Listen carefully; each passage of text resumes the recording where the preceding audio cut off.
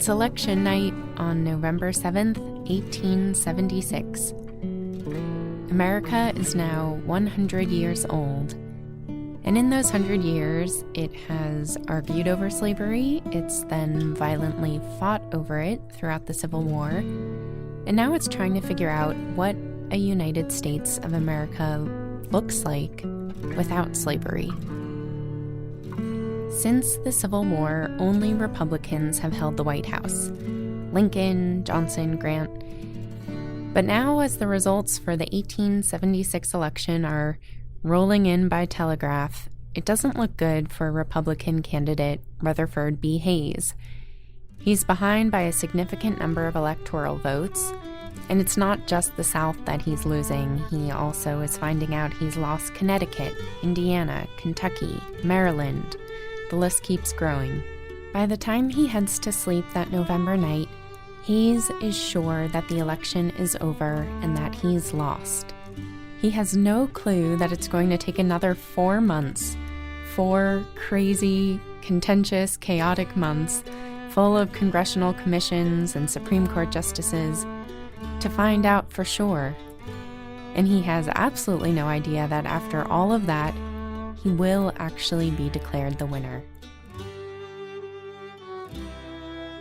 I'm Lillian Cunningham with the Washington Post, and this is the 19th episode of Presidential.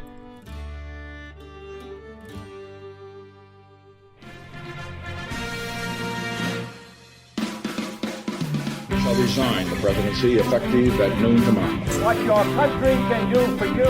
A date which will live in infamy.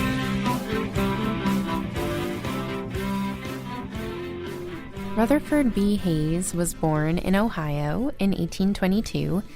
He was a very frail, sick little boy for the first few years of his life. He had auburn hair that turned brown when he was an adolescent and then white as he got older, and he had deep-set blue eyes. Now, normally this is where I'd turn to someone at the Library of Congress to walk me through the character of the president and some of his early documents. But Rutherford B. Hayes was actually the first president whose family built a presidential library for him. So the Library of Congress doesn't have his papers. Coincidentally, this Memorial Day marks the 100th anniversary of the Rutherford B. Hayes Presidential Center.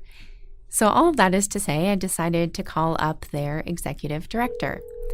Her name is Christy Weininger, and I asked her to give me the inside read on Ruddy, which is what his friends and family called him. Good afternoon, Hayes Presidential Center. Can I help you? Hi, this is Lillian Cunningham from the Washington Post. Yes. I have a call with Christy. Yes, just one moment, please. This is Christy. Hi, Christy. This is Lillian Cunningham. Hi, Lillian. How are you? I'm good. How are you doing? I'm doing okay. So, there aren't a ton of biographers out there who specialize in studying Rutherford B. Hayes. So I was hoping that you could help paint a portrait of what he was like, maybe even just starting with his childhood and, those early days of his life. Yeah, I sure can. So he had a very interesting upbringing. His father passed away 2 months before he was born, so he never knew his father. His parents were originally from Vermont, and they moved here to Ohio. They come seeking their fortunes in the West, which Ohio was part of the West in the early 1800s. And his father was a whiskey distiller. He and his wife, Sophia, had 4 or 5 children. Unfortunately, the older children died, and that was hard on both of them, particularly Sophia. And then she has the tragedy of her husband dying. So she was kind of a dour person. Life had been very difficult for her, and she was one of those people that kind of saw the glass half full, glass half empty. So she becomes very, very protective of Rutherford and his older sister Fanny. These are her last 2 remaining children. So you can understand why she was pretty protective, but she was very critical as well. And that was something that just kind of chafed him his whole childhood. They got along. She loved him and his sister immensely, but she was just kind of grouchy, and so there was a little bit of tension there between the two of them sometimes. The father figure in his life became his uncle, his mother's brother, Sardis Burchard. And Sardis built the home here at Spiegel Grove, where the Hayes Presidential Library and Museums is now. He built it right before the Civil War, and he told his nephew, you and your family are going to own this someday. So that's how Rutherford and Lucy ended up here in Fremont. But Hayes was very driven. But he kind of happened upon things accidentally. He was a hard worker. He became a lawyer by trade. He worked very hard to get his law practice off the ground. He married his wife Lucy in 1852, and they were just a wonderful couple. She, if I'm not mistaken, she was the first lady who had graduated college. Is that right? That's right. She graduated from the Cincinnati Wesleyan Female College. We have some copies of her essays here. She had been raised in a devout Methodist environment, and so religion was something that was very, very important to her. So in a lot of her essays, she writes about Christianity and the importance of Christianity to our country. It was kind of interesting because Rutherford, on the other hand, was a bit of an agnostic, and he never joined a church, but he was a spiritual person. He actually read the Bible a lot, although he makes a comment in his diary that he reads the Bible more as a scholar than from a religious point of view. But when he was president of the United States, he opened up every cabinet meeting with a prayer. He was a very spiritual person, but he was not a real fan of organized religion. He thought there was too many politics involved in organized religion. But Lucy went to church every single Sunday. So it's very interesting that a couple that thought so highly of each other and had very similar morals and values differed quite a bit on religion.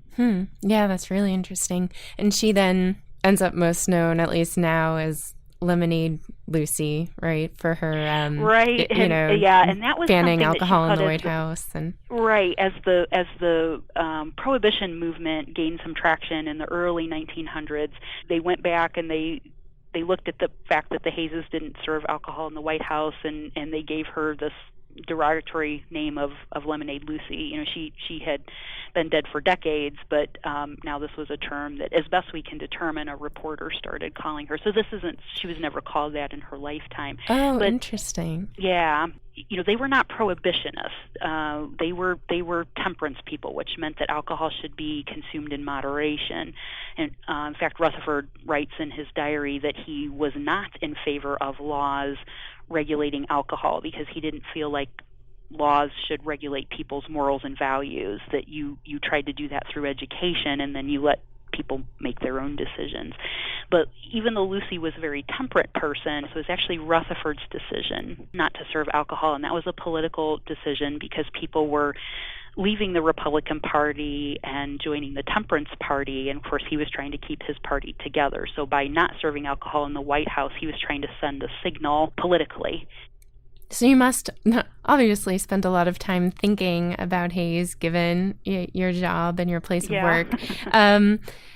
Could you describe, what do you think it would be like to walk into a room and meet him for the first time, or to go on a blind date with him, if you knew nothing about him? What kind of personality did he have, and what sort of charisma or extroversion, introversion? Yeah. Oh gosh, that's a great way to phrase the question, because obviously we work here, and that's something that we talk about a lot. What would it have been like to meet him and spend time with him? And we can tell a lot from his diaries because he wrote prolifically. He started writing when he was a student at Kenyon College here in Ohio, and he wrote almost daily, at least 2 or 3 times a week, up until the time of his death at the age of 70. He had a lot of charisma. He was a very charismatic person. He had a sense of humor. He loved people. Loved talking to people. When he and Lucy were first married, they loved going out to cultural events. They loved going out to lectures. They lived in Columbus when he was governor of Ohio, and same thing. But he was also a very focused person, and he was really good at compartmentalizing. He was very good at breaking things down in a very calm and a very thoughtful way. He was a very analytical person. All right, I'm going to pause here for a moment to fill in a couple biographical details. So as Christy mentioned, Hayes went to Kenyon College. What she didn't mention was that he graduated first in his class. He then went on to Harvard Law School, and yes, we've seen a ton of presidents who've been lawyers, but Hayes was actually the first president who graduated from a law school. The rest had been self-taught or apprenticed. So he finishes school, moves back to Ohio, and he ends up being a criminal defense lawyer in Cincinnati. And several of the people he defends are runaway slaves. When the Civil War begins, Hayes is almost 40 years old and has 3 young children at home, but he said that he'd rather die in the war than live knowing that he had done nothing to help the cause, so he volunteered to fight. He ended up injured multiple times. His arm was shattered, he was hit in the head, but despite his lack of prior military experience, he actually turned out to be a pretty great military fighter and leader. I also found this little detail about him really interesting. During the war, he would pick up scraps from the battlefield because he had this sense that he was living through something historic and that these records should be preserved for the future and for museums someday. Anyway, I thought that was such a neat little detail that gave a window into his sense of the significance of the history he was living through. In July of 1864, while the Civil War was basically at its height, friends of his nominated him for a seat in Congress, and they encouraged him to leave the fighting to campaign for his election.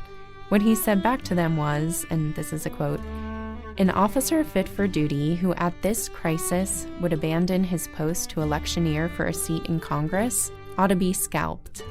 So, as you can probably guess from his words, he does not leave the fighting to campaign, but he does eventually win the seat anyway. And so he goes and takes the seat in Congress, which his mother, his ever supportive mother says, everybody that goes out to Washington, D.C. comes back an alcoholic. You're going to go out there and you're going to become this, this crooked person. And that's not what happened. But when he was out in Washington, it was a fast pace. He missed his family, and so his political career very well could have ended there. I mean, he was looking for a way to get out of Congress. Then his name starts getting tossed around as governor of Ohio, and that was something he eagerly embraced, mainly because he wanted to come back home. And once he was governor, then his name started getting tossed around for president of the United States. So I think if he would have been asked during his Civil War days, do you see yourself? How far do you see yourself going? I think he never could have envisioned where life would end up taking him. Is there anything in particular that you see as key to Hayes's success, key to his ascendancy up to the nation's highest office? What traits propelled him there? One is, he was such an honest guy. He just didn't wheel and deal, and he never took advantage of political opportunities. If he thought somebody could do a better job than him, if he were asked to run, he would say, well, no, they're going to do a great job. He spoke his mind. He didn't try to twist anything. The Americans at this time very concerned about government corruption. There had been a number of scandals in the Grant administration. The Republicans were looking for someone who was squeaky clean. And Rutherford B. Hayes was squeaky clean. The Republican convention that year, by coincidence, took place in Cincinnati, and there were initially a handful of other politicians who were frontrunners going into the convention, but one of them was sick, a couple of them were wrapped up in corruption allegations. So then, here in their backyard is Hayes, who's the governor of the state where the convention's taking place. And Hayes is known for being a war hero, he's a supporter of African American rights, and he's a rare politician who doesn't seem to have any hint of scandal. So bingo, the party ends up deciding to make him the nominee.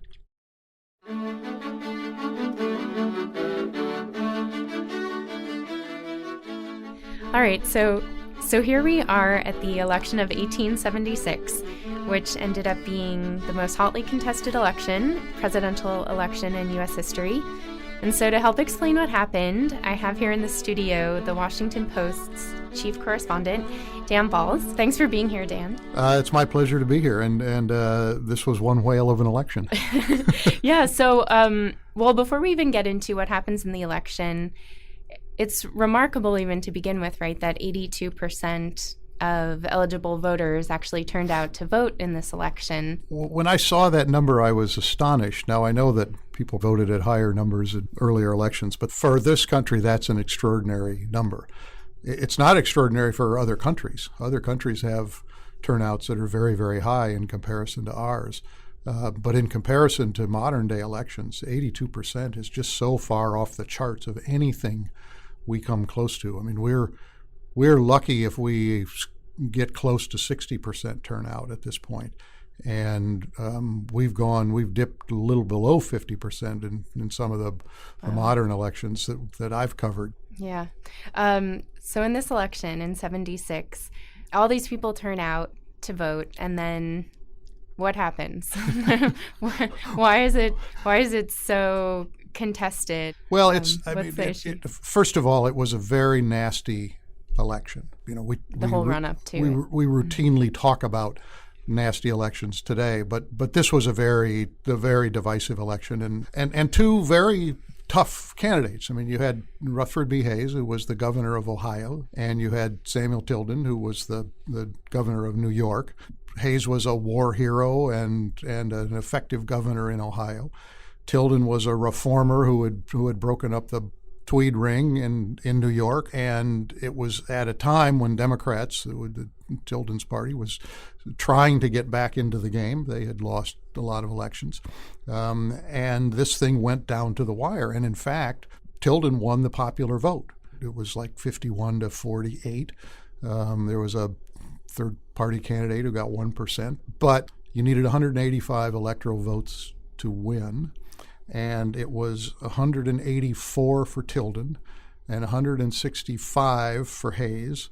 There were 3 states that were in dispute, that were not called at that point: Florida, South Carolina, and Louisiana. And then there was an errant elector. So you had 20 available electoral votes still to be decided. And that's where it was on the morning after the election. Extraordinary. I mean, we've never seen something quite like this. So maybe you could just do a favor for probably a lot of listeners and explain how our system works, how it is that someone can win the popular vote and not be president, how this electoral map plays out. It seems anti-democratic, of course, that in a nation in which it's one person, one vote is the rule, that the popular vote does not determine the president. But the founders came up with a different plan, and like so many things that happened with the Constitution, what we have is a compromise. There was one group of people, faction, that wanted the presidency to be decided by a popular vote. But there was another group that wanted it decided by the Congress. They wanted the Congress to pick the president. And so they came up with a system in which when you cast a vote in your state, you are actually helping to elect electors. You are not voting necessarily for a president. You are picking a group of electors from your state who will then cast the votes for the president. Now, historically, the way this works is, if you are running against me and you win the state of Illinois, you get all of the electoral votes. The electoral votes are the combination of the number of representatives in the House and the Senate that you have. And so it can end up that you can win the popular vote, but lose the election because you have not won a majority in the Electoral College. This has happened a few other times in our history. 4 times Four total, times. right? Yeah, 1824, Andrew Jackson, the election we're talking about, 1876, and 1888, Grover Cleveland. And the one that we all remember was in 2000 when Al Gore won the popular vote, but George W. Bush won the presidency. What do we consider a close race versus what do we consider a wide margin of victory? We've always thought that if the winner is over 55% or 56%, that's landslide territory. And Reagan, Nixon, and Johnson all had huge victories. Reagan won 49 states in 1984, but the country was in a different place then. And I think a landslide today is, if somebody gets 54%, because I think that we're dealing in a much narrower band of possibility for each party. So in this in the 76 election, it's not just that, it ends up remarkable that Tilden wins the popular vote, but doesn't become president. But it also, the process just drags on for months and months in terms of figuring out, who these remaining electoral votes should go to, right? Well, what happened was that the three disputed states essentially sent up competing results to the Congress. And there was a question of how this should then be resolved. And the answer was, first time and only time this has ever happened, that the Congress set up a commission which consisted of 15 people. It was 5 members of the Senate, 5 members of the House, and 5 members of the Supreme Court. Now, the Senate was in Republican hands, so there were 3 Republicans and 2 Democrats from the Senate. The House was in Democratic hands, so there were 3 Democrats and 2 Republicans from the House. And the Supreme Court initially was 2-2 with a 5th person who was kind of independent, and then that person ended up not being part of it, and you ended up with 3 Republicans and 2 Democrats from the Supreme Court. As you say, this dragged on and on and on. In those days, Inauguration Day was not in January, it was in March. It was March 4th. Their decision did not come down until March 2nd, 2 days before Inauguration Day. And lo and behold, it was a straight party vote as to what was going to happen. The Republicans had an 8-7 margin on the 15-member commission, and they awarded all of the disputed electoral votes to Rutherford B. Hayes, and he became the president.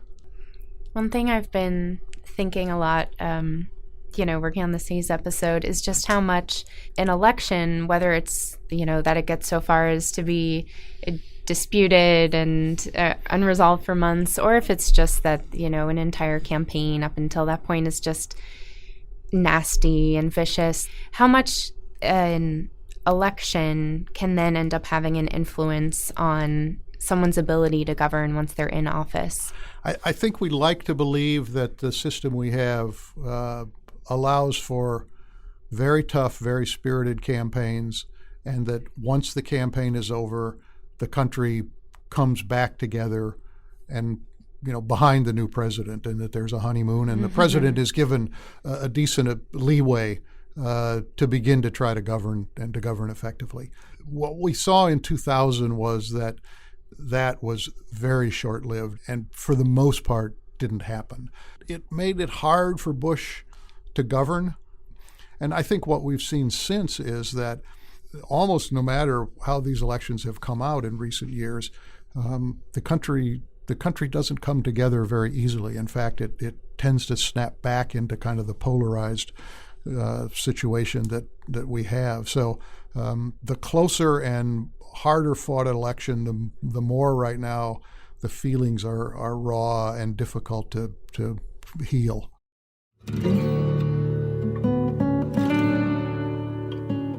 Rutherford Hayes definitely finds this to be true as he takes on the presidency. He gets the nickname Rutherfraud, and he also gets to nickname his fraudulency. It would have been a tough time to govern the country anyway without all of this election controversy, but the disputed election and the sense that Hayes comes into office with no firm mandate and no cohesive national support just makes it even harder. So we're now going to explore Hayes's presidency itself in more depth and in particular how it is that Reconstruction comes to an end during his first year in office. For this, I decided to have on as a guest here Ed Ayers. He's a historian of the American South. He's also the former president of the University of Richmond, and he's a co-host of the history podcast Backstory. Well, first of all, just thanks for talking with me, Ed. I'm delighted to. Who wouldn't want to talk about Rutherford B. Hayes? I can't imagine who wouldn't. Or hear about Rutherford B. Hayes, even more importantly. So let's just start at the very beginning. Why is it that 1877, Hayes's first year in office, why is that considered the end of Reconstruction? Well, first of all, it's convenient because Reconstruction is like the most complicated period in American history. But the answer to your question, that is when the final troops were not actually removed from the South, even that's what we think, but removed from where they could actually threaten Southern whites in any significant way. And this marks the official end of an effort by the Republicans in Washington to reconstruct the South. After this, the South is pretty much solid for almost another 100 years, almost to the time of the Civil Rights Act and the Voting Rights Act in the 1960s. So looking back on it, it seems a really significant pivot. Reconstruction had been unraveling for a long time before this, and this is putting the final nail in the coffin. Well, maybe that's a good place to then just talk a little bit about when we look at what happened in Reconstruction, what do you stand out as the most notable achievements or failures of that time period? Well, it is the period of American history that people have argued about the most and most fervently. The two most popular movies in American history about Reconstruction, Birth of a Nation and Gone with the Wind, both of which tell a distinctly unprogressive story and inaccurate story about Reconstruction. And I'd say, for most generations since Reconstruction, the story would have been that it was a terrible mistake on the part of arrogant white Yankees to impose an unnatural order on the South. The poor South, defeated after the Civil War, was subjected, that story went, to the power of poorly educated, uneducated former slaves and unprincipled white Northerners called carpetbaggers. So for a long time, that was the story. With the Civil Rights Movement, people began to think, actually the story of Reconstruction is exactly the opposite. It was a time when we almost had real democracy in this country for the first time, in which black men were allowed to vote, but that was killed by violence. What we've argued about for a long time is the extent to which there was a real possibility of real democracy in the post-slave South. And Reconstruction did its very best from the context of the mid of the 19th century to try to restore or actually create a fair order. Now, this will resonate a little bit with those of us who are living through current history and thinking about what the United States has tried to do in the Middle East in some ways. You have a society that has been based on a different social organization, in the case of the South, 250 years of human bondage, that is suddenly being transformed into a democratic state. So Reconstruction worked on lots of different levels. On the ground, it created the Freedmen's Bureau, which was basically a refugee organization that would use army surplus to sustain people who were starving and sick. It also created schools for the freed people who had never had the opportunity for education before, and also adjudicated contracts between former slave owners and former slaves who are now free laborers. So you got all that going on, plus you have new constitutions that have to be installed that create the 14th Amendment. If you're born in America, you're an American citizen. So that's a lot to happen in a few years of history, to oversee the sudden freedom of 4 million people who've been held in slavery, try to put the country back together again. And Rutherford B. Hayes comes in about 2/3 of the way through that story. Yeah, so maybe could you paint a little bit of a picture of when Hayes comes into the White House, what the country looks like at that point in time? Oh, it's a mess. you know. So it's partly a mess because of the way he comes in the White House. But in 1876, not only do you have the lingering wounds of the American Civil War and the lingering wounds of 250 years of slavery, but you also have the wounds of the largest depression, economic depression in American history after that time. That came in 1873, and the largest labor revolt in American history that's building just as Hayes comes into office. So things are really tough. I mean, the only good thing is this, the centennial of the founding of the country, and there's a big fair where they celebrate that in Philadelphia. But generally, people would have looked around kind of like they did back at the bicentennial in 1976 in the United States and said, boy, how far we've fallen. Everything seems to be a mess. And the other thing you have is warfare against the American Indians in the West. So wherever you look in the country, the year that Rutherford B. Hayes is becoming president is really one of the sort of most ragged in American history. So one thing that I've been reading are what seem like very conflicting accounts about this compromise of 1877, where the story in some cases goes that Democratic and Republican leaders strike a deal that if they declare Hayes the winner of the election, that he'll end up basically withdrawing remaining troops from the South. Is there any truth to this compromise of 1877 story?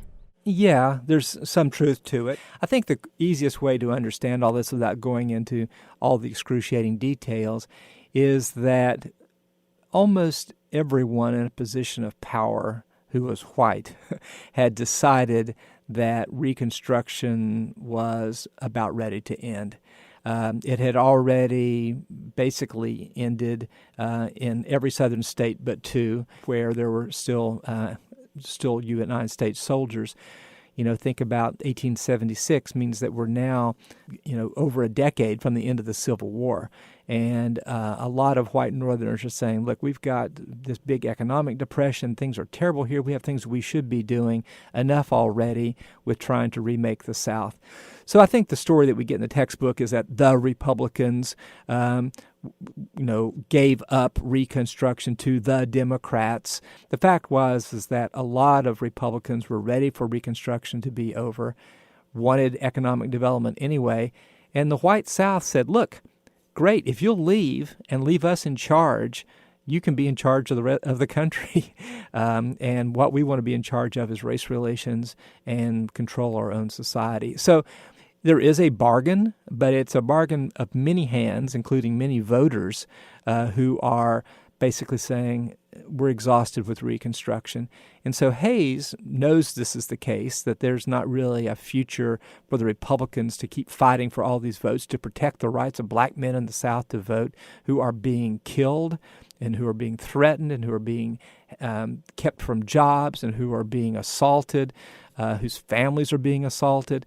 And basically the white South has just worn down the Republicans so much. So is there a deal? Yeah, but Hayes is actually okay with making the deal. It's not that he's reluctantly doing this. This is a way to actually move on, as they would see it. So what's your take on Hayes's presidency? What do you think are some of the bright spots? What are some of the places where you see some leadership failing? Yeah, I mean, the analogy that comes to mind to me is Gerald Ford coming to the presidency after Watergate. Hayes is coming after an election in which people had threatened to reignite the Civil War. And the last thing that he wants to do is stir things up. So what Hayes believes in is good government, and he takes some of the early steps towards civil service reform, in which people have office because they pass a test, they show they're capable of it, not because they happen to have a certain position in the political party. The other thing that he does is he actually tries to make peace with the South. He takes a Southern tour and tries to sort of knit the country back together. He helps put the country back on the gold standard. So Hayes would have been seen as a great voice of conservatism, not in the way we know it today, but as in not really doing very much, to not rock the boat. He would have seen his role as making government cleaner, more accountable, and to avoid some of the chaos that had frankly surrounded his own election.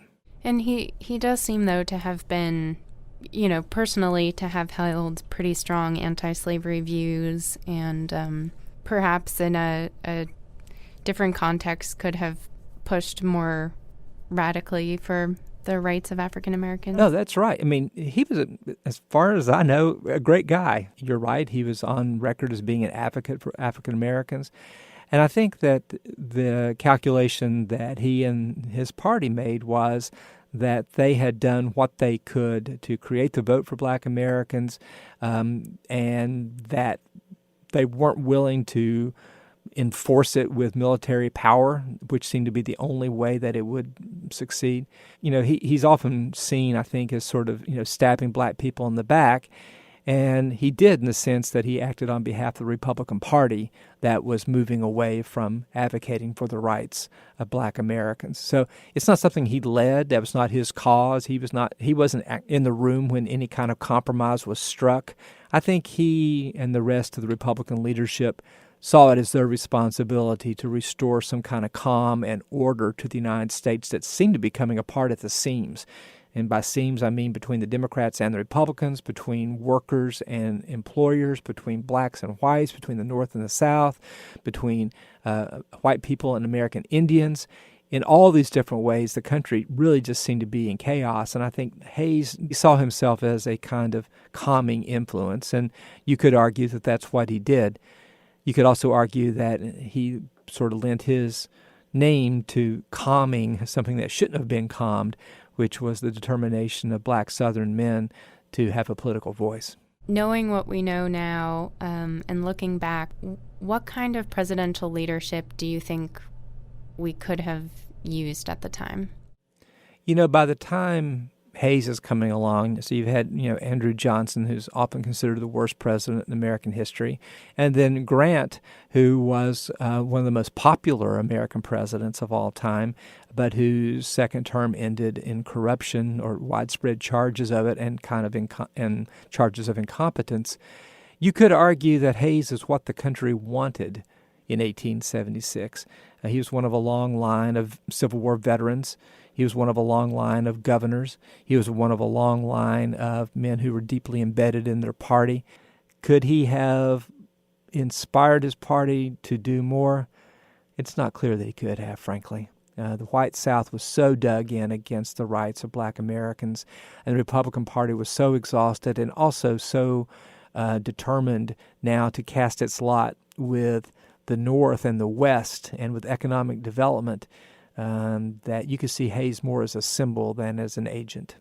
But what about in terms of, what type of president you think we needed? Let's put it this way. There was nobody in the constellation of people that people were talking about as president who had been any better, I don't think. Basically black Americans were abandoned by white America, including by the white North, for generations after this. I do think that Hayes is important in seeing that the hyper-partisanship that drove all American politics could be stabilized to some extent by civil service reform. We've gotten so used now to the idea of our federal government being peopled by competent, experienced, disinterested civic servants that we've forgotten that began sometime. And I think we need to give Rutherford B. Hayes some credit for understanding that needed to be part of the future of America.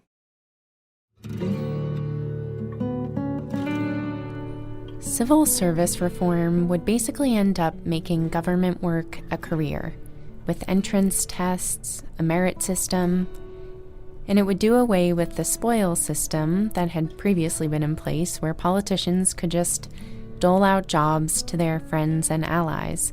The Civil Service Reform Act would officially take a few more years to pass once Hayes was out of office, but Hayes began the efforts. Also, while he was in office, as Ed alluded to, railroad workers went on a massive strike when the railroad companies cut their wages.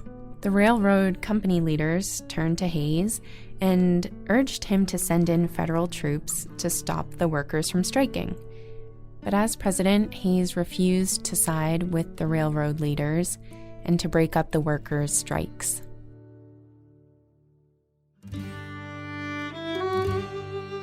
When he left the presidency, Hayes remained really active, actually possibly even more proactive on social issues than he was his presidency. He created education funds for Black and white students in the South. He pushed for federal subsidies for poor students. He argued against the death penalty. He came out in favor of the inheritance tax to redistribute wealth. And one of his most passionate causes became prison reform. Hayes was the first president of the National Prison Reform Association, and he went around the country giving advocacy speeches about the links between crime and poverty until his death.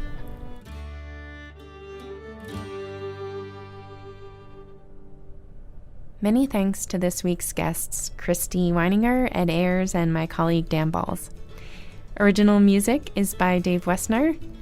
Next week is all about James Garfield, and it'll be a really interesting but also pretty dark episode since we'll be talking about his assassination. It prompted civil service reform to actually pass finally, and his death also prompted a reform in medical practice in this country, which we'll talk about as well. I will find you here next week, and thank you so much as always for listening to the Presidential Podcast.